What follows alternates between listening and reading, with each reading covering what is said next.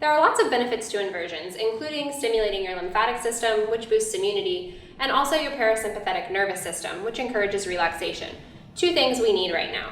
So we can build on a pose we all know well to do both of those things, and use them to work toward a handstand practice. So the first thing that we're going to do is just refine down dog real quickly. So setting up for down dog, a great way to get your appropriate distance is to bring the hands directly beneath the shoulders, feet out for plank. You're still pressing through those heels, plugging into the upper arm into the shoulder joint. Once you're here, you'll just forward tilt the pelvis, drawing the chest toward the tops of the thighs, pressing into the hands, pressing into the feet, both portions, the heels and the inner and outer toe mound. You'll externally rotate the upper arms, allow the head to be heavy, and work toward having straight legs. This in itself is a great inversion. Your hips are above your heart, and you're changing the way gravity affects your body.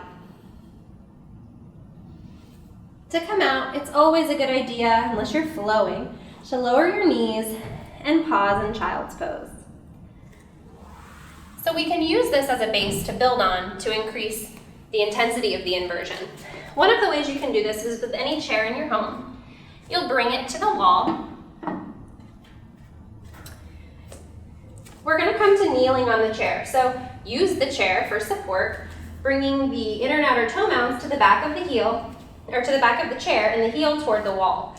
You can hang onto the chair while you get there. Keeping one hand on the chair, you can hang on while you reach toward the ground. Once you feel supported by your hands, you'll start to walk the hands out along the mat. And then you can either stay here with the knees bent. This is a deeper inversion and let the head be heavy.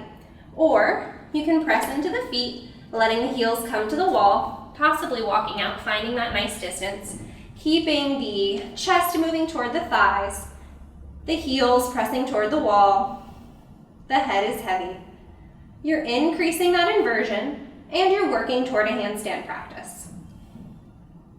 Strong forward tilt to the pelvis, long spine here.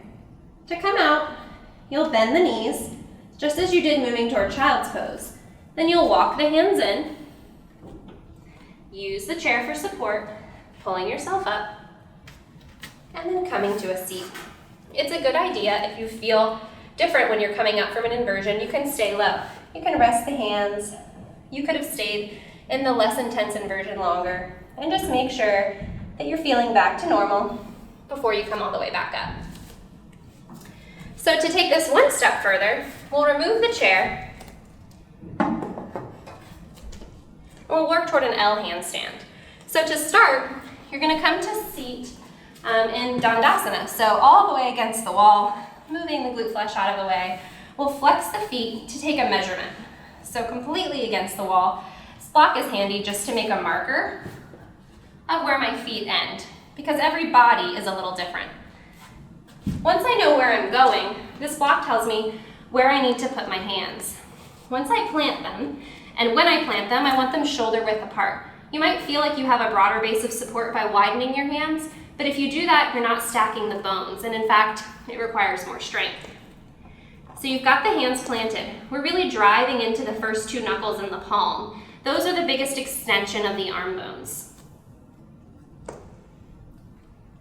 Bringing the weight over the hands, we'll start to walk the feet up the wall.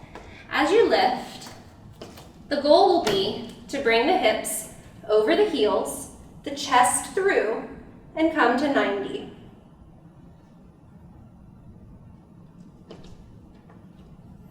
Coming back down in the same inversion way as before.